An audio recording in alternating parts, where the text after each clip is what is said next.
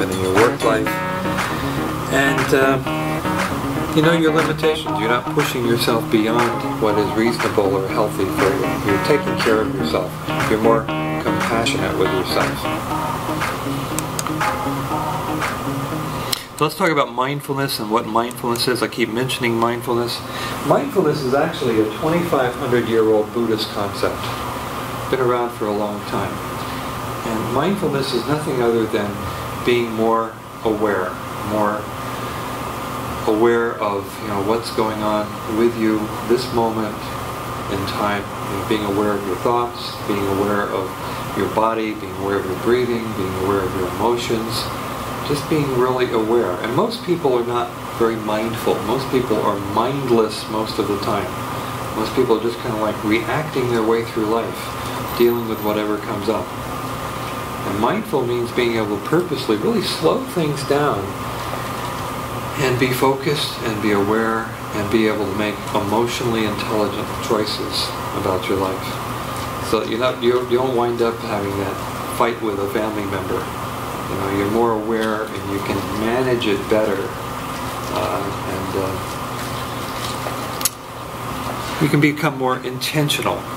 You can participate in your life rather than react to things that are coming up for you.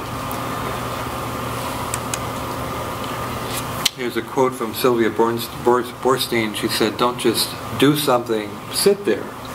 And we're not very good at just sitting there and letting everything just slow down and being really self-aware and able to just really deeply relax. I do anxiety groups, and I teach mindfulness skills. I also teach mindfulness meditation, and it starts with getting people just to be able to focus on their breath. Like I said, when you're operating in your sympathetic nervous system, you're in fight or flight. You're gearing up to deal with an emergency. What we want is for you to be able to switch to your parasympathetic, which is about slowing down and letting go. Okay? And you can get really good at dealing with your breath so that you're in charge of that. So that even though you're in a stressful situation, you can shift gears. Shift from your sympathetic to your parasympathetic. Okay? I like the phrase uptight because it's so descriptive. It's so accurate. Because people who are stressed or anxious or really caught up in a conflict situation, they're breathing from up here, they're breathing shallowly, rapidly, maybe they're forgetting to breathe at all. They might be hyperventilating, but all the energy is up here, and all the tension is in their neck and their shoulders and their upper chest.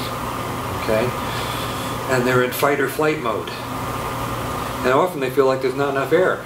Well, for one thing, you got a little bit of space up here and a lot of space down here, but they're breathing from up here. I often tell my clients, my patients, to take a deep breath. And I just watch them as they do this, and a lot of them go, they lift their shoulders and they arch their back a little bit, stretch their neck. Well, what they're trying to do is get their shoulders out of the way so they can squeeze a little more air in up here. And often the people having panic attacks feel like they're suffocating. Okay? And they don't know how to get out of that. And when you're uptight and in fight or flight mode, you don't have the two choices, fight or flight. Now tell me what situation you're dealing with routinely is going to come out well if you're having to choose between fight or flight. If you're having a fight with or a discussion with your spouse and you're in fight or flight, can anything good come of it? Those are your only choices. So you have to first of all manage yourself and get out of fight or flight, get out of your sympathetic nervous system and into your parasympathetic. And the way you do that is you become very mindful, very aware of what's going on in your head and what's going on in your body, how you're breathing, and you become very conscious and intentional in making a shift. Now, a lot of people don't know how to do that, particularly highly stressed and anxious people, so I have to break it down for them. I say, okay, look, go home tonight, and when you're getting ready for bed, lay down flat on the bed, and put one hand here and one hand on your belly button. and for 10 minutes. And incidentally, ask them to do this for the next year, every night for 10 minutes, okay? Practice breathing so only one of these hands is moving. Now, I'm not laying down, but let me see if I can demonstrate, right? Okay, can you see my lower hand moving? What's my upper hand doing? Not much of anything, right? Okay. Yeah, that's what you want to strive for, and it's not forced. It's not like that. No, it needs to be as easy and gentle and quiet and peaceful as you can make it. That's hard for a lot of people because they're so revved up, they're so energized, you know, that it's kind of hard for them to get into that state. They'll be laying there trying to breathe and their mind keeps going all over the place. And so this is a discipline you develop of being able to keep bringing your focus back to your breath and breathing from your diaphragm in a very easy and gentle way. If you get air all the way down to your diaphragm, it makes your belly go in and out. You see this with your dog or cat very readily, or a new baby, right? This is what you want to strive for. This means if you're doing it the right way, not forcing it, this means that you're in your parasympathetic system. And that's all about letting go. You could be in a high anxiety situation with stress all around you, and if you're really good at this, you can quiet your mind. You start talking to yourself in a kinder, gentler way, and you can start breathing from your diaphragm. And you have to practice it to be able to quickly do this. Okay, and you can very quickly change your level of stress, your level of anxiety. I always ask my patients, where are you, 1 to 10 on anxiety? And a lot of them come in and they're like an 8 or a 9, you know. So in like a minute, if they know what we're doing and they've been practicing, in a minute we can make that into a 2, just by shifting their breathing and quieting their self-talk. A lot of people don't know what I mean by self-talk. We all talk to ourselves all the time. And you can be yelling at yourself. You can be really critical with yourself. Or you can be soft and gentle and compassionate with yourself and other people inside your own head. It's a choice. And with this mindfulness discipline that we're talking about, you can get really, really good at making that shift. Does that make sense? Okay. And that's a lot of what we're going to be talking about for the next 12 weeks.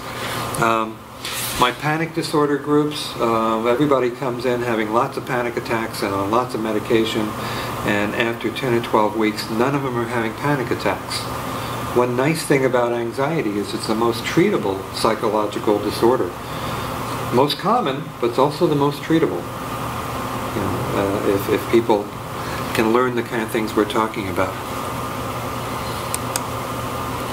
So, mindfulness is a strategy for staying focused on the present, being able to just observe what's going on around you without having to judge anything, just being aware, more aware than you've ever been before, and being able to accept what's occurring in the moment. I like the phrase, it is what it is. Well, some things just are. And you can rail against that and get really upset, or you can say, okay, it is what it is. Now, what do I choose to do about it, if I'm able to do anything about it at all? In mindfulness, you're not really, the intent is to be aware, not to have to change anything right now, just to really be aware and understand things. And aware of your thoughts, aware of your emotions, aware of how you're stirring yourself up or calming yourself down, because you really can be very good at reversing direction, and allowing your feelings to emerge without resistance. The benefits of mindfulness, well, it kind of gets you out of having to always be caught up in doing. You can get away from being a human doing and actually become a human being, you know, that's really kind of like enjoying being here, like experiencing the moment and being able to really relax and enjoy life. It helps you live your life more fully.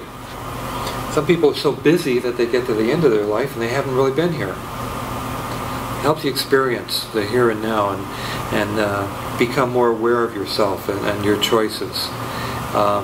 Not be carrying out conditioned responses, but really responding on purpose in an emotionally intelligent way, in an aware manner. And this is going to affect your physiology in a very positive way. There's tons of research that mindfulness meditation leads to all kinds of health benefits. You know, like at the University of Massachusetts Medical School, they had one group of patients with psoriasis get in ultraviolet tanks, and the psoriasis did benefit. They did get better with this ultraviolet treatment. Then they had another group with psoriasis get in ultraviolet tanks and meditate, do mindfulness meditation while they were in the tanks. They had a rate of improvement like 4 times greater. And there are all kinds of studies like that that are just absolutely amazing. And there's this whole body of medicine called mind-body medicine that has evolved. And mainstream medicine is now looking very seriously at a lot of this. And my field of psychology is also looking very seriously at mindfulness. You'll hear this more and more being discussed. So it helps you respond intelligently rather than react. It's not necessarily relaxation, although I experience deep relaxation by practicing mindfulness. It's not some kind of navel gazing or escaping from reality. It's really tuning into reality and being more aware than ever before. It's not being passive or non-emotional, because you really are getting in touch with how you feel, the feelings that you might have been denying or avoiding, or trying to distract yourself from with food or drugs or alcohol. Helps you enjoy things more, like everything more, food, music, scenery, conversation, interactions. Helps you be more tolerant. One piece of research on mindfulness meditation found that people become, over time of practicing mindfulness meditation, they become more just, more moral, and more compassionate with themselves and with people around them. Now those aren't bad qualities to have, right? To cultivate. Okay? It means people are going to have more higher energy and remember things better and be able to slow themselves down when they need to and just enjoy life more and be more peaceful. The old Tolstoy said, if you want to be happy, just be. Just be.